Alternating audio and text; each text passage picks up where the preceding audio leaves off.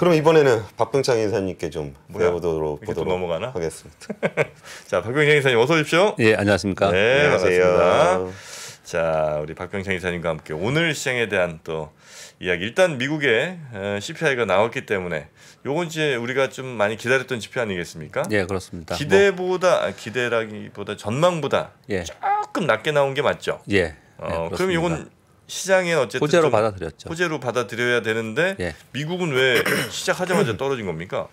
처음에 소폭 상승 출발했습니다. 아, 그래요? 예, 이제 왜냐하면 CPI는 먼저 나왔어요. 네. 그래서 상승 출발했습니다. 그러다가 하락을 한 것은 네. 장중에 은행주가 상승을 하다가 하락으로 전환했어요. 그 은행주들이 하락한 부분하고 수급적 요인이 있었고요. 네. 그리고 BOA에서 4월에 카드 지출 발표가 있었는데요. 2년 만에 처음으로 1.2% 감소했다는 발표가 있었습니다. 소비가 줄었다. 예, 그러면서 경기 침체 우려가 나온 거죠. 그래서 카드사와 여행주가 하락을 했습니다. 네. 그래서 마이너스까지 빠졌어요. 그러다가 다시 오른 것은 구글이 올랐습니다. 아마 알파벳이 4.1%까지 올랐거든요. 네. 그 바드를 개선해서 출시한다는 내용과 함께 AI 검색 출시 요 얘기가 나오면서 알파벳만 오른 게 아니고 AI 검색과 관련된 섹터에 있는 것들, 엔비디아, 아마존, AMD 이런 것들이 같이 올랐습니다. 그러면서 마지막에 다시 올라간 거예요. 네. 어제 흐름은 이제 그렇게 보시면 될 것 같습니다. 가장 중요한 것은 당연히 이제 CPI고요. 전체적으로 기술주들이 상승을 했습니다. 지금 제가 흐름을 말씀을 드렸잖아요. 그러니까 다우는 하락을 한 거예요. 나스닥은 상승을 한 거고. 네네. 예, 그럼 이유가 이제 여러분 이해가 되시죠? 그러네요. 네, 그렇게 네. 이해하시면 될 것 같고요. 그리고 기술주들이 상승한 것은 이제 CPI가 4.9% 나왔는데 전월 5.0%였고 컨센이 5.0%였습니다. 좀 이따 자세히 설명드리도록 하겠습니다. 이번에 우려가 있었습니다. 왜냐하면은 4월 달에 유가가 $80 위에 있었습니다. 평균적으로 한 83, 84달러에 있었어요. 예. 그래서 유가가 올라와 있기 때문에 상품 가격이 오름으로써 이번에 좀 더 올라가지 않겠냐 이런 우려가 있었습니다. 그런데 우려 대비 5% 아래로 떨어지면서 시장은 호재성으로 받아들였다라고 보시면 될 것 같고요. 예. 또 한 가지는 구글 연례 개발자 회의에서 바드 개선해서 출시한다. 요 내용 아까 자세히 설명드렸잖아요. 요것과 함께 이 두 가지가 겹치니까 기술주들이 상승을 했겠죠. 그러면서 기술주들이 상승하면서 나스닥은 1% 이상 상승을 했고요.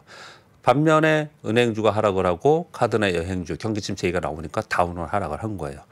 어제 하루만 그랬던 게 아니고요. 제가 오늘 차트를 가져오지 않았는데 나스닥은 어제 상승으로 인해서 연중 신고가 됐습니다. 나스닥은 연중 신고가가 됐고요. 다운은 연중으로 봤을 때 아래로 떨어지고 있는 그런 상황입니다. 그래서 경기 침체를 반영을 하고 있고 그리고 금리 인상의 고점에 다다랐다는 것을 반영하면서 상대적으로 나스닥이 강한 그런 모습을 보였다. 그게 어제 하루 시작이었다 보시면 될 것 같습니다.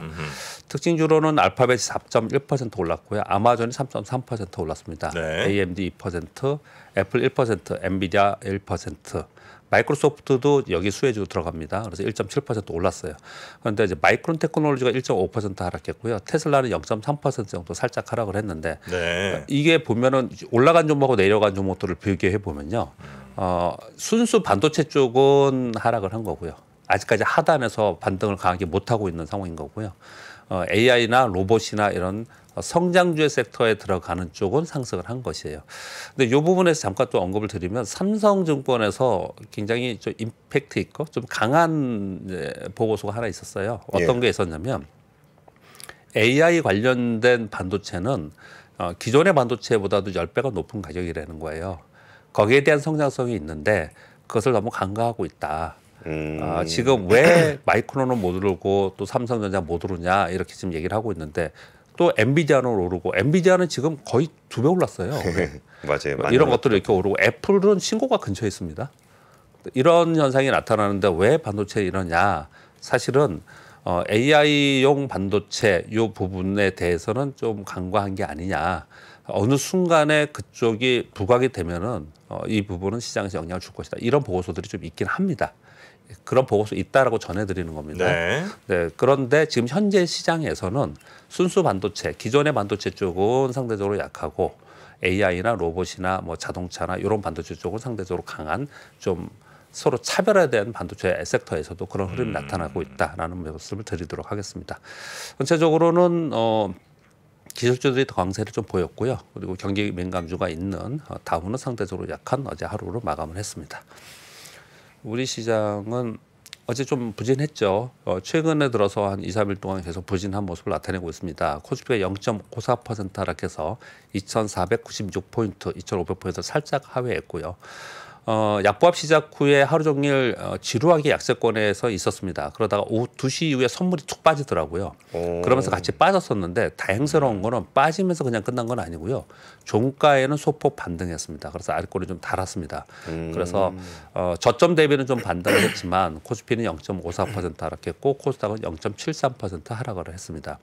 어제 가장 강했던 것은 전기차 그리고 전기차를 반도체만큼 파격 지원하겠다. 어제 말씀드린 뉴스입니다. 예. 그리고 현대차가 울산 전기차 공장 건설한다는 뉴스가 나오면서 자동차 소폭 상승을 하고 자동차 부품은 어제 초강세였습니다. 전세적으로 강세를 좀 보였고요. 네네. 그리고 어제 특이했던 점은 화장품, 면세점, 카지노주들이 오랜만에 또 다시 한번 상승하는 그런 모습을 나타냈습니다. 리오프닝 흔히 얘기하는 예, 그 그렇습니다. 관련주들이죠. 네. 그래서 어제 운송장비, 통신, 보험 쪽은 상승을 했고요. 철강, 의약품, 비금속, 기계 쪽은 상대적으로 좀 약세를 보였습니다. 그리고 시장 전체적으로 좀 부진한 모습을 나타내고 있는 것은요. 지난 1월부터 4월 초까지 시장을 이끌었던 2차 전지가 요즘은 좀 약해요. 그래서 그쪽이 좀 약세를 보이고 있고 그리고 그런 가운데 자동차하고 자동차 부품은 좀 좋은데 그 외에 시장을 주도하면서 끌고 갈 다른 섹터가 지금 없는 상황이에요. 그러다 보니까 시장 전체적으로는 부진한 모습이 나타나고 있다. 그렇게 생각을 하고 있습니다. 근데 네. 어제 화장품 회사들도 그 저기 OEM 중심으로 되게 많이 팔리는 것 같아요. 실적들이 나오면서요. 이제 몇 개 종목들이 실적이 좋게 나오면서 이제 이끌었다 이렇게 보시면 될 것 같습니다. 네. 오늘 우리나라는 옵션 만기일이고요. 이 영향을 좀 받을 거고 수급적으로요. 그리고 BOE 통화정책회의가 있고 중국의 CPI, PPI 발표했습니다. 중국은 이 PPI가 중요합니다. 그렇게 말씀드리겠고요. 그리고 미국 4월 PPI도 발표가 됩니다. 요거 뭐 참고로 하시고요. 지금 S&P 500이 4,200포인트에 가면 매물나고 했다고 말씀드렸잖아요. 제가 2,500포인트 우리나라 코스피 중요하게 말씀을 드렸듯이 예. 이 4,200포인트 돌파 확인이 굉장히 중요합니다. 그런데 지금 현재는 등락할 수밖에 없는 호재 악재가 동시에 반영되고 있다는 부분들을 요즘에 계속 말씀을 드리고 있는 상황이고요. 일단 4월 CPI는 긍정적으로 바라보고는 있습니다. 그래서 패드워치에서 연준 6월 금리 동결 확률이 90% 이상으로 94%로 좀 올라가 있습니다. 이렇다 보니 대형 기술주와 나스닥이 상대적으로 강세를 보이지 않겠냐는 기대감이 지금 많이 나오고 있습니다. 왜 그러냐면은 금리 인상의 최대 피해 섹터가 여기잖아요. 성장주잖아요. 네. 거기다가 AI나 자율주행 전기차, 로봇 등 성장 동력도 이쪽에 거의 대부분이 있고요. 그리고 가장 중요한 것은 일단 뉴스에도 말씀드리겠지만 이벤트에서요. 경기 침체를 견딜 수 있는 재무 상태 또는 글로벌 경쟁력이 있는 대형 IT가 많다.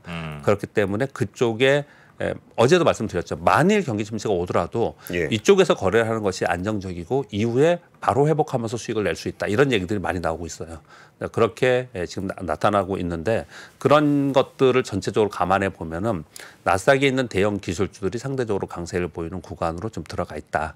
이렇게 이해하시면 될 것 같고요. 우리나라는 2,500포인트를 두고서 엇갈린 전망 속에 등락을 지속하고 있습니다. 뭐 그냥 막 밀리는 건 아니에요. 왔다 갔다 합니다. 예. 아마도 어제 2,500포인트 살짝 아래 떨어졌는데 오늘은 또 다시 올라서겠죠. 분위기를 봐서는. 근데 5월 들어서 거래 대금이 뚜렷하게 감소되고 있습니다.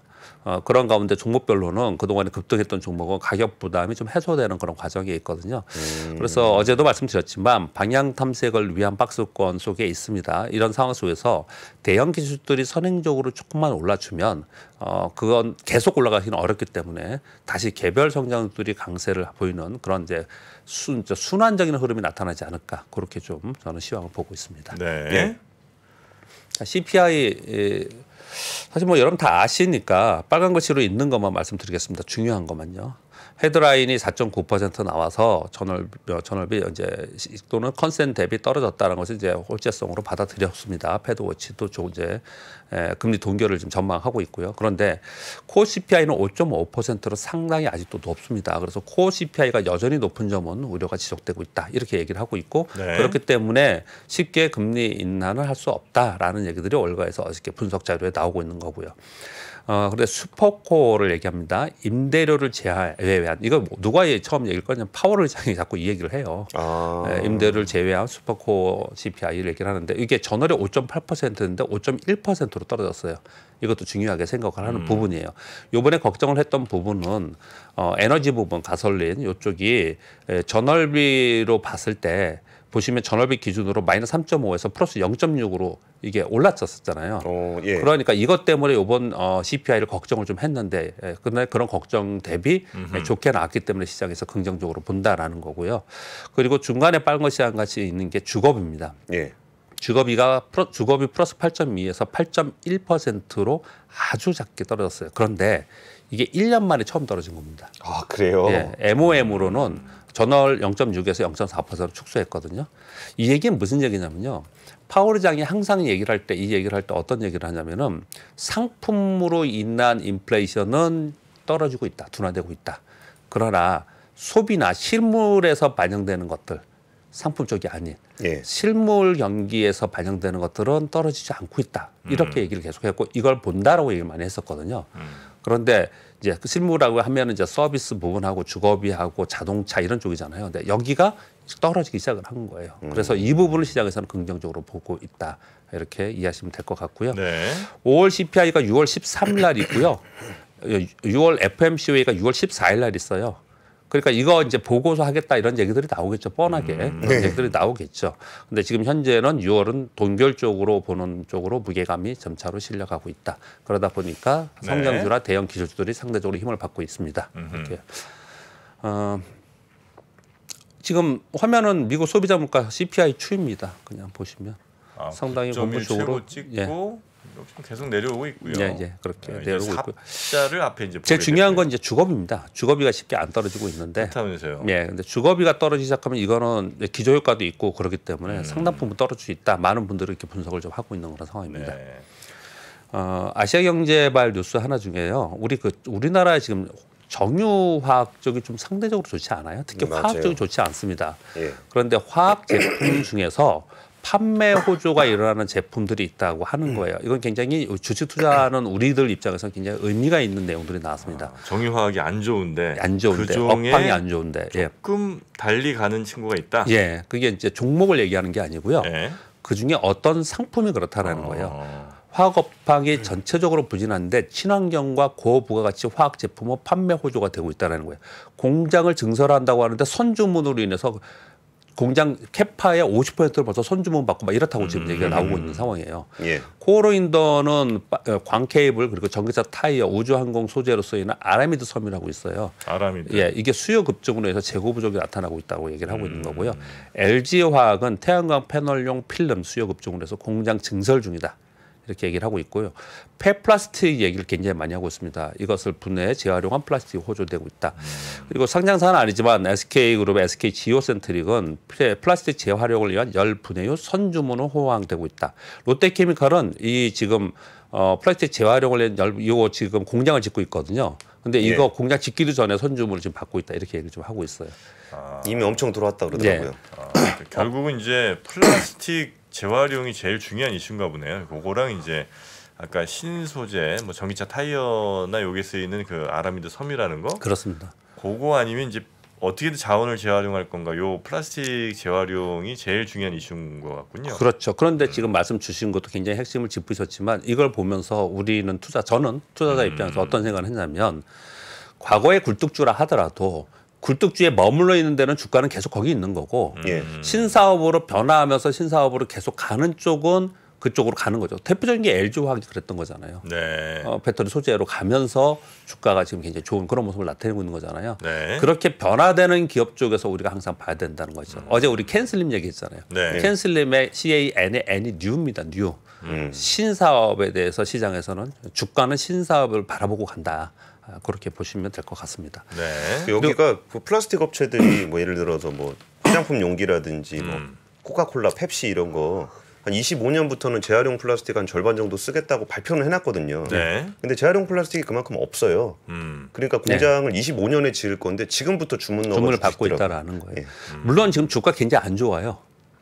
이쪽 업황이 네, 굉장히 안 안 좋죠. 좋습니다. 주가도 안 좋고 어제도 말씀드렸다시피 특히 정유사들은 지금 이제 정기 보수 이제 장기 들어간다 이렇게까지 얘기를 하고 있는 그런 상황이거든요. 그런데 그 중에서 어떤 상품, 어떤 섹터들은 이렇게 움직이고 있다라는 표현을 드리고 있는 거고 이들 기업들은 대형 기업들이기 때문에 여러 가지를 다 하잖아요. 근데 후방 기업에 있는 중소기업은 어떤 하나를 탑 찍어서 거기에 집중하는 기업들이 있거든요. 그런 주식들은 먼저 움직이겠죠. 벌써 주가가 좋겠죠. 네, 그렇게 좀 이해하시면 될 것 같고요. 네. 세 번째는 어제 그 테슬라의 IRA 보조금 신규 리스트에 모델 3 롱레인지가 들어갔다. 이게 CATL에 들어가는데 그래서 걱정스럽다는 뉴스를 전해드렸는데 우리가 걱정하는 겁니다. CATL 광고하는 게 아니라 그런 얘기 잠깐 했었잖아요. 네. 근데 저는 이제 뉴스 기사를 보고서 그렇게 말씀을 이제 드리고 있는 건데요. 근데 요번에 이게 들어간 게 LG엔솔 배터리 탑재하는 것을 확정지으면서 들어간 것 같아요. 다시 보도가 나왔습니다. 네, 그래서 CATL이 아니고 LG엔솔 들어가면서 LG엔솔하고 엔솔이랑 테슬라가 향후에보다 이제 뭐 협력 관계가 더 깊어진다 이런 뉴스가 나오면서 이게 들어가면서 요번에 여기 포함된 게 아닌가 이렇게 어제 아침에 잠깐 말씀드렸던 그거 부분이죠. 수정된 뉴스가 다시 나왔습니다. 그래서 네. 그 뉴스를 전해드리겠고요. 그때 정프로가 살짝 말씀드렸던 거 아니었을까요, 이 내용이? 네? 저 얼핏 그렇게 기억이 납니다. 예, 맞습니다. 네, 아유. LG의 남경 공장에서 진 거 네. 그 얘기를 하셨었죠. 남경 공장은 또 우리 곰프로님이 또 살짝 얹어주셨죠? 그런가요? 네, 네 세세 합작품이라고 네, 이렇게 평가하고 넘어가겠습니다. 셋이 합치니까 하나 정도는 얼추 맞는. 어제 나온 뉴스 중에 또 많이 돌아다닌 것 중 하나가요. 미국이 대중국 반도체 규제에 우리 그 유예가 있었잖아요. 10월까지. 그래서 올해 1년 유예였고 또 뭐 올해 다시 유예한다 이런 얘기 있었지 않습니까? 근데 한국에는 별도 기준을 마련하기 위해서 네. 우리 한국과 지금 미국 상무부가 협의 중이다. 이런 뉴스들이 좀 나왔습니다. 그러니까 이 중국 내에 삼성과 SK 하이닉스 공장이 있잖아요. 근데 이거 정말 머리 아프지 않습니까? 이걸 이제 1년 단위로 유예 조치하면은 이걸 정말 어떻게 장기적 플랜을 가져가느냐. 대신 장기적 시스템 운영으로 한국과 협의해서 대중국 반도체 기술 통제하면서도 공급망 교란을 최소화하기 위해서 한국에 있는 반도체 기업들의 대중국 관련된 것들은 어떤 가이드라인을 정해주겠다. 이걸 지금 논의하고 있다. 이런 얘기를 좀 하고 있습니다. 그래서 뉴스 기사에는 어떻게 나왔냐면은 좀 이것 때문에 상당히 우려가 있었는데 해소가 되는 걸로 기사가 나왔는데 결과가 나온 건 아니에요. 협의 중이라고 얘기를 한 거거든요. 그래서 이제 내용은 이런 겁니다. 특정 사양 이상의 장비 반입 제외하고 기술 수준도 한도를 좀 정해서 나머지는 허용하는 뭐 이런 쪽으로 가야 되지 않겠냐. 어제 전병석 교수님이 이런 얘기 좀 했잖아요. 네. 사실 고부 가치가 아닌 그 아랫단도 75%나 사실 그 매출 전체의 비중이 있다. 근데 이 부분까지도 우리가 걱정하는 게 아니냐 이런 얘기를 잠깐 하셨잖아요. 근데 이 부분에 대해서 확실하게 해주는 어떤 요번에 이런 지침이 나오지 않을까라는 기대감이 좀 있는 것 같습니다. 네, 그런 뉴스가 어저께 있었고요.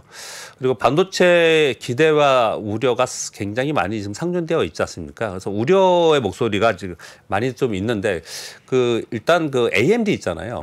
AMD 오토코 때문에 마이너스 9% 가고 막 그랬잖아요. 근데 어느덧 오히려 다 상쇄하고 돌파해 버렸어요. 그냥 다시요. 그렇죠. 그냥 한 3, 4일 동안 올라가지고 $90 초반인가까지 떨어졌다 거의 $100 근처까지 지금 와 있어요. 지금요. 상당히 지금 그렇게 지금 어떻든 기대감도 존재하고 있다라는 거거든요. 그렇게 똑같이 미국의 글로벌 파운드라는 회사가 있잖아요. 가이던스 하향으로 주가가 또 막 빠지고 그랬거든요. 예. 그런데다가 뭐 팬데믹 종료로 인해서 태블릿 판매가 지금 줄고 있다. 이런들의 또 우려의 목소리가 계속 끊임없이 나오고 있습니다. 근데 또 한편으로는 기대감의 뉴스는 뭐 이런 것들이에요. TSMC가 특정 주문에 한해서 하반기 또는 내년 가격 인상을 현재 고심 중이다. 이런 얘기들 좀 하고 있습니다. 그리고 AI용 고가 반도체 성장을 기대하고 있다. 이런 것들이 상존에 있어서 주가가 이렇게 되니까 어떻게 되겠습니까? 주가가 위도 아니고 아래도 아니고 지금 그러고 있는 거예요. 지금. 네. 근데 외국인들은 지금 많이 사고 있습니다. 외국인들은 좀 장기적으로 이제 투자를 하는 이제 좀 성향이 있죠. 그래서 외국인들은 좀 사고 있는 그런 상황입니다. 올해 들어서요. 외국인들은 이 반도체 쪽이나 IT 쪽 상당히 많이 샀습니다. 예. 이쪽이 좀 많이 사고는 편이고 국내 기관들은 자동차 쪽 많이 좀 사는 것 같고요. 네, 그렇게 좀 보시면 될 것 같습니다. 좀 전에 말씀드렸던 뭐 태블릿 전체 시장 점유율은 뭐 시장의 매출은 떨어지고 그랬는데요.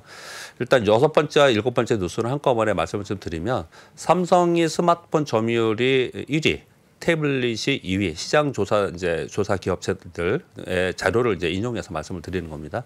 신작인 갤럭시 S3가 초기의 흥행으로 인해서 1분기에 스마트폰 점유율이 22.5%로 1위를 탈환했다. 애플이 20.4% 1분기 얘기하는 거예요. 네. 그래서 S23 출시 후에 유럽, 인도, 중국, 중동, 중남미에서 S22 대비 한 1.7배 판매가 늘어났다. 이렇게 얘기를 하는 거예요. 그래서 이 차트를 보면 이렇게 조금 파란 게 삼성이고요. 이게 애플인데 요번에 1분기에는 이게 조금 우리가 더 판매가 좀 늘었다. 돈 기준이에요? 아니면 대수 기준이에요? 대수입니다. 대수 기준이에요? 예, 출하량 기준이고요. 대수도 밀렸었어요? 그렇죠. 출하량. 네. 그러니까. 예, 대수도요. 와. 그 분기니까. 예. 아니 그래도 삼성은 좀 뭐 고가폰 중저가폰도 아니냐? 있고. 고가폰 대수로는 그래도 안 밀린다고 생각했는데 대수로도 예, 밀렸어. 그런 차트이고요. 애플 그다음은 SE가 만만치 않더라고요. 애플 싼 거. 그 싼거 에디션. 예. SE 모델. 그리고 그 밑에 있는 누수는 일곱 번째 누수는요. 태블릿 점유율이 20%로 애플을 추격하고 있다. 그런데 사실은 제가 요 누수를 가져온 거는 다른 이유인데 일단 먼저 읽어드리겠습니다. 하반기에 갤럭시 탭 S9가 나오고 아이패드도 OLED 장착한 신제품 출시한다고 하잖아요. 그래서 두 회사 합계 60% 돌파를 전망한다 이렇게 얘기를 하고 있습니다. 물론 전체 판매량은 작년 동기비 이제 줄어들었습니다. 19.1%나 줄어들었습니다. 그런데 이것도 그 화면 그림을 한번 보시면요. 태블릿 시장 점유율을 보면은 맨 위에 있는 게 애플이 35%. 삼성전자가 좀 올라와서 23%. 태블릿도 많이 쫓아갔네요. 예, 애플이 좀 떨어지고 태블릿이 지금 올라오고 있다라는 거예요. 예. 지금 올라오고. 예. 그러니까 요 부분이 한 가지에 우리가 좀 봐야 되는 상황인 거고요. 또 한 가지는 그 밑에 있는 것들 보세요. 이 밑에 있는 거랑 완전 비교가 안 되잖아요. 올 하반기 되면 두 개 합쳐서 60%를 넘어갈 거다 이런 이제 자료들이 나오고 있는 거거든요. 예. 그래서 어떤 것들을 얘기하고자 하는 거냐면 이 양사 점유율 스마트폰도 그렇고 태블릿도 그렇고 점유율 확대는 중국 등 로컬 업체들이 상대적으로 부진하다는 의미예요. 그렇죠. 그쪽은 상대적으로 예, 그런 추이를 좀 봐야 되지 않을까 해서 이 누수를 좀 가져왔습니다. 네. 태블릿은 그래서 삼성이 갤탭 만들고 좀 하다가 요즘은 영 힘을 못 쓰나 하는 생각을 좀 했었거든요. 예. 왜냐하면 우리 젊은 분들 이제 뵈면 예. 무슨 태블릿 쓰시나 이렇게 좀 유심히 살펴보는데 예. 요즘 들어서는 갤탭을 쓰시는 분들이 예전보다 확실히 현저히 줄었다는 느낌이 좀 많이 받거든요. 근데 갤탭 쓰는 사람들은 네. 자기가 갤탭 쓴다고 얘기를 잘 안 해요. 저는 제가 보기에는 그런 부분도 있지만 그렇죠. 아이패드 갖고 온 사람은 아이패드 이렇게 들고 가는데 그런데 저 그것도 갤탭 있는데요. 쓰는데 뭐 제가 굳이 갤탭 쓴다고 어디 가서 얘기는 안 합니다. 정책적으로 갤럭시 태블릿을 많이 씁니다. 정책적으로? 요즘에는 학교 가면은 학교에 태블릿이 아예 하나씩 다 있어요. 집으로 가져가지는 않지만 아예 태블릿이 있습니다. 학교에? 하나씩. 학교에. 초등학교, 중학교. 중학교. 중학교가 있어요? 예. 그냥 줘요? 아예 자기 자리에 하나씩 태블릿에. 그걸로 수업하는 거죠. 수업합니다. 와. 게임하는 거 아니고요. 대박이네. 예, 그런 부분들을 생각을 해보면. 그래요. 예. 근데 미국은 대학교에 애플이 또 아이패드 엄청 깔아놨어요. 그래요. 네, 거기서 이제 학생 때부터 쓰던 거 이제 성인이 돼서도 쓰게 하려고 그런 전략들을 많이 씁니다. 하긴 저 식당 같은데 요즘은 왜 이렇게 메뉴 같은 것도 이게 태블릿을 많이 해놓잖아요. 그쵸. 거기는 그 삼성 거가 그렇겠죠. 대부분인 것 같아요. 아까 우리 이 줄 보면서 우리 일상에 지금 우리 일상 얘기를 잠깐 했잖아요. 뭐 일상의 얘기들이 좀 있는데 사실 오늘 제가 가져오지는 않았는데 오늘 자료들이 좀 많아서 가져오지는 않았는데 저 줄이 오늘 웹툰 저는 모르지만 웹툰 관련된 웹소설 그런 거라면서요. 근데 어제 뉴스 중에 그런 뉴스가 있었습니다. 공교롭게 카카오는 지금 요번에 SM 인수한 것 때문에 그걸로 전략을 가져가고 성장을 네이버는 네이버 웹툰 상장 지금 준비합니다. 네, 미국에서 상장 그런 얘기를 합니다. 있다고. 그런 얘기들이 막 나오고 있는 과정인데 어제 블룸버그 발 뉴스에서 어떤 뉴스가 있었냐면 K 컨텐츠의 다음 대세는 웹툰이다. 어제 그런 뉴스가 있었어요. 그런데 그런 뉴스를 제가 가져오지는 않았는데 아침에 제가 오다 보니까 그런 말씀을 하시더라고요. 그때 공교롭게 그러니까 상당히 기대를 많이 하고 있는 쪽이다 이런 얘기들도 좀 하고 있는 것 같습니다. 네, 그렇게 말씀 좀 드리겠고요. 태블릿 애들이 수업 시간에 그거 보고 있으면 어떻게 해요? 제가 막 거기까지는 그 어플리케이션으로 막아놓았던 것 같더라고요. 센터에서 이렇게 컨트롤할 수 있군요. 아 애들이 그거 뚫을 것 같은데. 야, 그 애들 너무 얕게 보시는 거 아니에요? 수업 시간에 그걸 준다고요? 정프로님은 정말 정프로님다운 생각을 하시는 것 같습니다. 아니 그럼 왜 주지 그걸? 그 수업 시간에 그걸 보고 한다고요? 뭐를? 네. 뭐 자료 수업 자료 같은 걸 이렇게 거기 띄워주나? 그러니까 정프로님한테는 그 노트 그 종이에 노트하고 책하고만 드려야 될 것 같습니다. 애들이 그러면 분명히 뚫어가지고 딴짓 하실 테니까. 노트 필기도 거기다 해 그러면? 거기도 필기할 수 있죠. 아니면 타이핑할 수도 있고. 손으로 써야 되는데. 그것까지는 모르겠고요. 그냥 제가 듣기로는 네. 그걸 줬는데 그거 관리하기가 사람들이 상당히 힘들다. 이 얘기를 이제 우리 교사들이 푸념을 하는 걸 들어서 제가 애들 관리하기 힘들다고요? 그 얘기를 들었습니다. 네, 8번째 뉴스 전해드리겠습니다. 네. 8번째는 우리 지금 당장의 시황과는 상관은 없고요. 이런 분이 이런 얘기를 했다. 그래서 인사이트입니다. 월가의 유명 헤지펀드 매니저인 스탠리 드레켄밀러 CNBC에서 같이 이제 인터뷰를 하는 내용인데요. 10년간 이어진 파격적인 양적 완화와 제로금리로 인해서 자산 시장에 거품이 생겼다. 그 사이에서 연준이 급격한 금리 인상으로 거품이 터지기 직전이다. 거품 붕괴의 마지막 단계에 진입했다. 그래? 막 이런 이제 무서운 얘기를 했어요. 네. 이런 얘기를 했고요. 네. 2008년 침체보다는 약하겠지만 연착륙이 어려울 거다. 이렇게 얘기를 했어요. 근데 사실 이거는 여러분 다 아시는 내용이잖아요. 예. 사실 다 우리 많이 들은 내용이잖아요. 근데 제가 전해드리고 싶었고 그리고 저는 투자할 때 이런 생각을 많이 하는데 어떤 생각이냐면요. 2000년도에 1997년, 98년, 99년 IMF 외환위기를 맞으면서 아시아 외환위기 맞으면서 이후에 곧바로 IT 버블이 생겼죠. 예, 예. 그 IT 버블 끝나고 나서 기술주들이 10몇 년간 지배를 했습니다. 시장을 지배를 했어요. 그렇죠. 기술주들이 지배를 했거든요. 네. 이번에 만약에 침체가 일어나고 그 다음에 다시 시장이 올라가고 어떤 정책적이 나올 때는 기술주들 중에서도 어떤 다른 것이 시장을 또 다시 지배할 것이다. 이 사람은 AI가 시장을 지배할 것이다. 이렇게 얘기를 좀 했습니다. AI뿐만 아니고 전기차나 배터리 여기 들어가겠죠. 로봇도 들어가겠죠. 그러니까 제가 경험상으로 볼 때도 이 10년 우리 10년 주기설이라는 게 있었잖아요. 위기설이요. 네. 이렇게 어떤 작던 크던 위기가 발생을 하던 아니면 시장이 급격하게 떨어졌다가 다시 올라갈 때는 기존에 있었던 것이 아닌 새로운 섹터가 나오고 새로운 테마가 나오고 새로운 성장이 나와서 그것이 향후 5년 10년씩 끌고 가는 시장을 끌고 가는 그런 경험을 많이 했거든요. 네. 그래서 지금 시장은 어떻든 고점 대비 많이 떨어졌잖아요. 여기서 경기 침체 얘기를 하고 있는 상황이잖아요. 그렇다면 서서히 그 다음 것들은 시장에선 준비를 하거나 그 다음 게 새롭게 나올 거라는 거예요. 그런 부분들을 살펴봐야 되지 않겠냐라는 얘기들을 했어요. 그래서 우리도 지금은 그냥 맨날 시황 얘기를 하고 그렇게 하고 있지만 우리가 투자를 뭐 오늘 하고 말 건 아니니 이런 부분들이 좀 기감이 되고 생각을 해야 되지 않을까 생각합니다. 알겠습니다. 그 이후를 한번 위기가 오면 그 이유를 한번 또 고민해보는 시간 가져보도록 하겠습니다. 자, 박병창 이사님 고생 많으셨고요. 저희가 잠시 후에 공매도 기울어진 운동장 이거 바로잡을 법이 있는지 그거를 추진하는 사람들은 또 어떤 생각들을 하고 있는지 그 이야기 잠시 나눠보겠습니다. 이사님 고생 많으셨고요. 내일 뵙겠습니다. 감사합니다. 예, 감사합니다.